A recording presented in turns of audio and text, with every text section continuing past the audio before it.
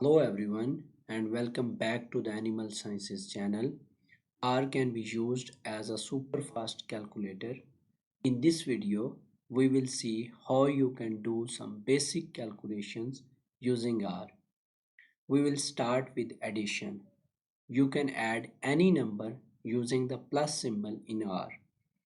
Like we can type 2 plus 2 and R will give output as 4. Similarly, we can also subtract any number using minus symbol. For example, 5 minus 3 and the answer is 2. We can also multiply any number using the star symbol.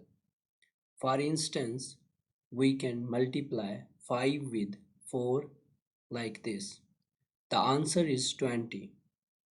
We can also divide number using division symbol.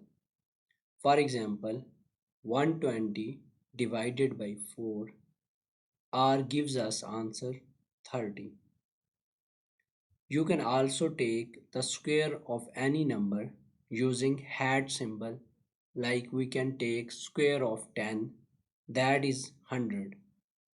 We can also take the square root using sqrt function of R. For example, square root of 25 is equal to 5. You can also get the log of any number using log function.